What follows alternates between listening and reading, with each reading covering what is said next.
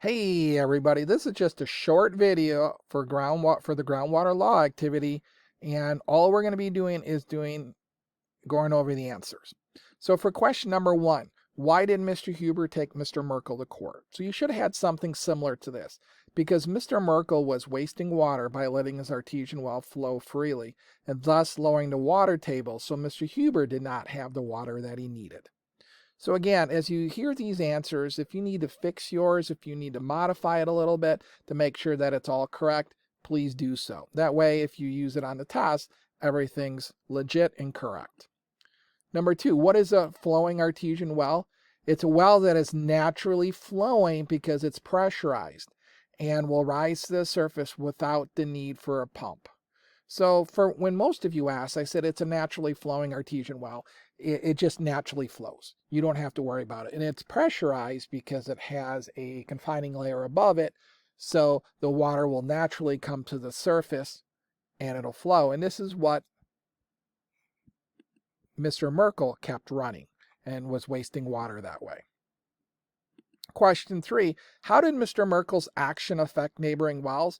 Well, the water table levels dropped in all the neighboring wells, and the water stopped flowing in some of the neighbors' artesian wells. Again, it all has to do with where the water table is in the elevation. So by letting it flow, he actually reduced or lowered the water table, so those who had pumps and wells that were above the water table of where Mr. Merkel was no longer had water, or they didn't have enough water, or their artesian wells, if they had artesian wells, they didn't flow anymore. They actually had to pump the water out.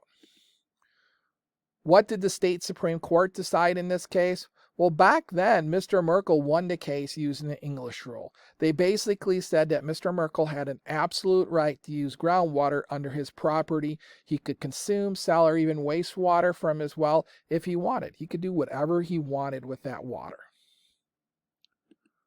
On what groundwater doctrine was the court's decision originally based? The English rule, which was applied to most groundwater cases in Wisconsin until 1974.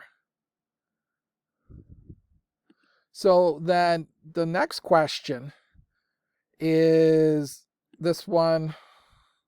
Where is that next question?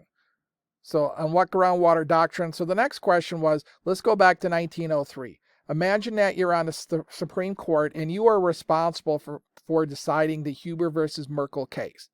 Write a short paragraph, 3 to 4 sentences, explaining how you would decide the case now using Wisconsin's modified reasonable use doctrines. So you're no longer going to use the English rule.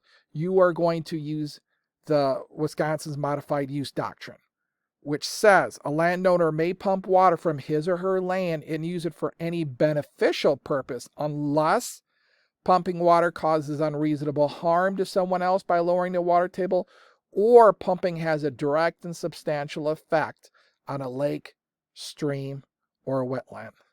So you should have wrote something like this. If you had to decide this, if you were a Supreme Court justice, you had to use this Wisconsin's modified reasonable use rule to decide the case. It should be something like this.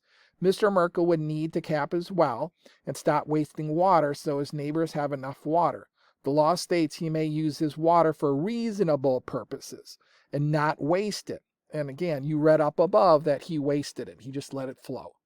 His use of the water is not reasonable in comparison to his neighbor's needs.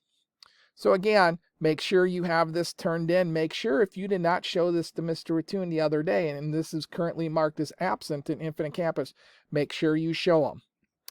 All right, good job. See ya.